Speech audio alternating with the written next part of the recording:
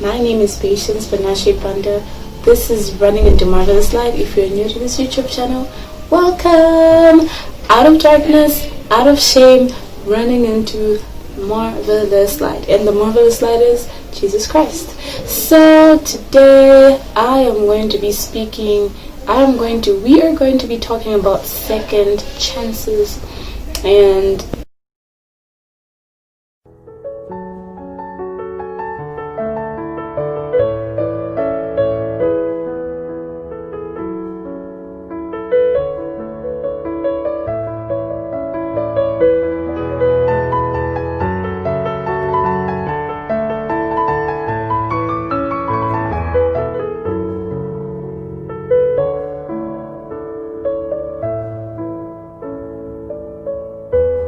second chances. Many of us get second chances in life, don't we?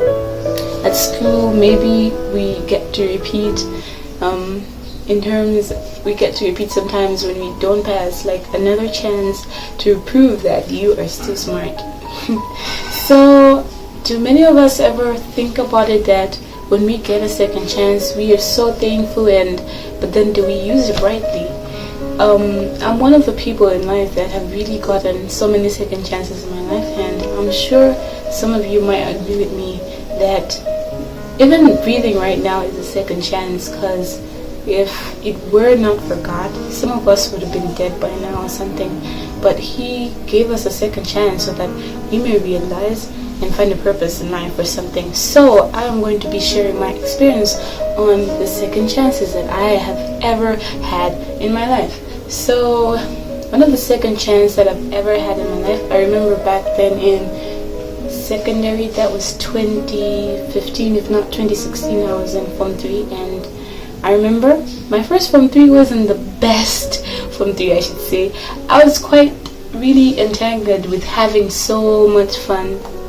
Not really having so much fun, but I wanted to be accepted by people by fitting in with the crowd. You know how it is when you're in secondary, you're young, you have friends, you want to be like them, you want also to have this type of feeling that you're accepted. So I must say, I don't remember my first Form 3 being one of the years that I maybe got closer to God. Well, I actually pushed God away because I thought it was too much for me, because I just felt like He couldn't understand me and no one could understand me.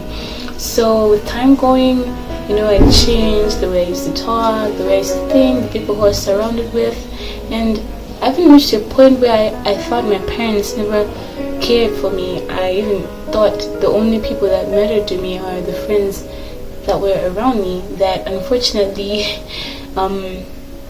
were bad influences in my life. And so I never used to work hard much in class. And so sometimes in life we do things to impress the people who are around us, but those people have bad intentions towards us.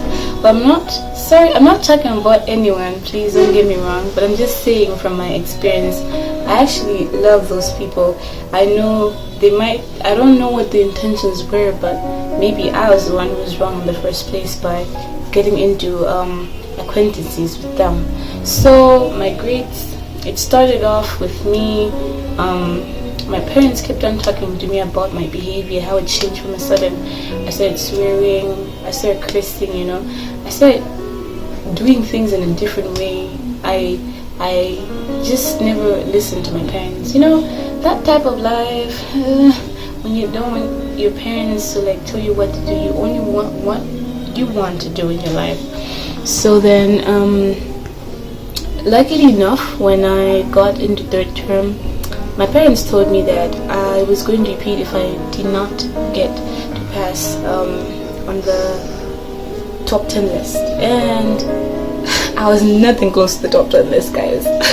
Because I was actually in the 40 list. And then your parents telling me from a sudden, when you're almost like a week away from exams, you should get in the top 10 list. I was like, oh, MG, how am I going to do this? So I was like, yes, I'll do it. And I didn't. I think I was position 30 something or something. I got 35 points. It was really bad, but I found it as a vast improvement because my first term exams I got a 32, and then I decreased when I got into second term. I got 40 points, and so my parents never knew about it. Sorry, Dad and Mom. I actually told the script, don't do it, guys, it's bad, but show your parents everything that, because they deserve to know. So I tore it apart and I never showed them. So when I got the 35, it was a really vast improvement to myself. So when they told me, do you think this grades are okay? I was like, yeah, they're fine, because I knew deep down from my heart. And then we had an argument, and I told you, one of the worst times in my life was when I was arguing with my parents, and that was in Form 3, third term, after the holiday, going into Form 4. So then when I got to the holiday, and then they told me how I'm repeating because of my script report and stuff, and then I kept on arguing with them every day. When I say every day, I hated them, and I just didn't like the fact that I was going to repeat. So, you know, with time going, I accepted it, and it wasn't easy, but I accepted it because they told me they weren't going to sponsor my fees if I fail again. So then that was a thing that like incited me to do it more. So then my second Form 3, and I repeated the same school, by the way, and you know how hard it is, especially girls' school. It was ridiculous. My friends were in Form 4 and I was in Form 3, and people used to laugh at me. But so and when time went, I accepted it slowly by slowly, and guess what? I never used to pass math. In the previous Form 3, I used to get zeros. I actually almost dropped math because I found it so useless. And guys, when I got into the other Form 3, because my parents told me, if you're not going to work hard in math, you're going to repeat again, because no college is going to accept you if you are going to fail and have such lousy grades in the math. I'm sorry this is a little bit long, but well, when I got, so then finally I repeated for a second. I repeated, yes. So, you know, it was a really great privilege. I so got, and I remember that time finances were not really okay at my home, and so, you know, when you're going through hard times, I never got the groceries that I used to get before, and so many things in my life were changing. And you know, these trials, they kept on drawing me closer to God, and I really saw God in everything. And in spite of the fact that maybe I wasn't really perfect when it came to my grades, but something miraculous happened. Until the day I still don't understand. When I got into Form 3, I started working so hard, guys. When I say so hard, it was so hard because it hurt me deeply. And how people used to also reject you for the fact that I was repeating. It seemed maybe I was dumb or something. So then I repeated my first term, I got position 4, and I cried. It's like, wow. In my life, ever since I started secondary, and I started secondary at a really young age, by the way, at 10. And you know, when you're young and stuff, not most of the things are matured in the head. So my grades were so lousy. So then when I got this for the first time ever since I went to this girls' boarding school, and I praise God, and this got me so closer. I used to go to church every time. I used to pray every day, in the morning and the evening. I used to read the Bible, something that I never used to do in the previous times. And this was my second chance. It's not like I knew I had the knowledge that I have right now, that you don't need to blow up your second chances. But then, I don't know, I just feel like it was God's hand in everything, and my life really changed. It really changed, to starting from the way I spoke, the way I thought, how I controlled my temper, because I also got some temper at some point.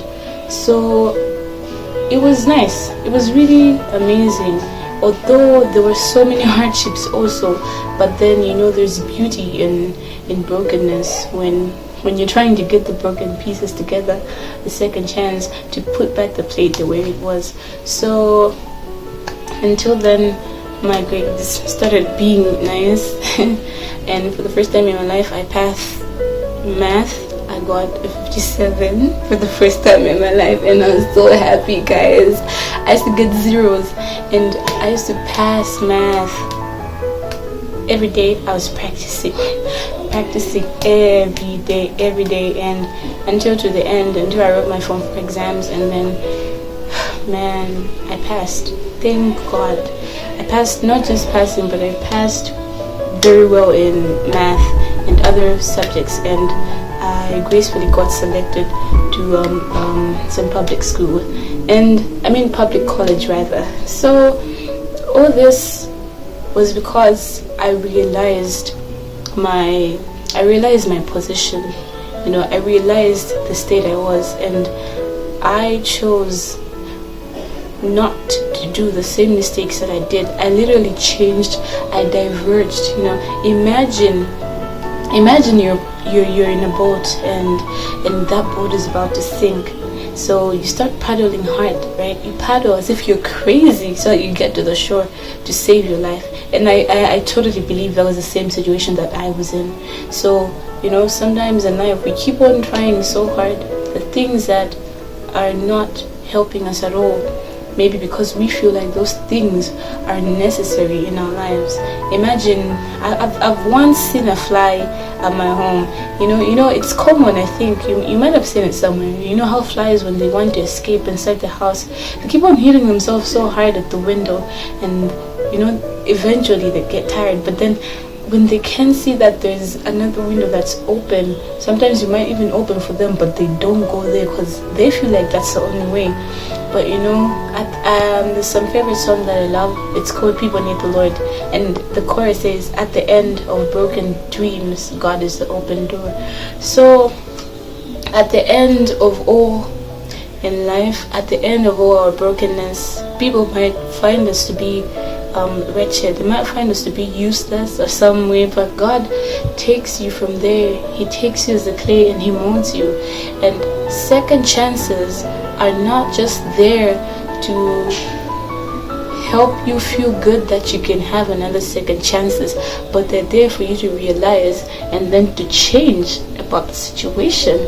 I remember I also made that mistake when I went to college, because I forgot that I had a second chance, and for some reason my relationship with God started also drawing far away, because now that I finally got what I wanted to do, and then I started loosening my relationship with God. But I thank God He also gave me another second chance, and second chances should be there to help us to forsake the things that are making us draw nigh from God. Far from God rather. So one of my favorite verses is James chapter 4 verse 7. If not 7, I'm sorry, but it says, flee away from the devil, and the devil will flee away from you. Draw nigh to God, and God will draw nigh to you. So only people that have agreed to walk together walk together. You can also read that in Amos 3 verse 3. So God is not going to walk with us unless we accept and allow Him. If you are also going through the same situation in your life, if you have a second chance, don't blow it up. Pray to God, get on your knees and tell Him, God, I am really bad at making decisions, and I believe this is another second chance. This is another chance for me to make things right. So I pray for you. I pray for us all together that we see all the privileges in lives, and may we choose and use them wisely. Thank you for your participation and for watching this video. If there are any questions about second chances, you can leave them in the comment section below. I'll read them. And also thank you for your likes and your shares, your comments. Please share, like, comment, subscribe, hit the notification bell to get more videos when I upload. And thank you for your time. May God bless you as you make just the right decisions. If you're going through a second chance also, God is still there and He loves you. Trust Him. Out of darkness, out of shame, running into marvelous light. Bye.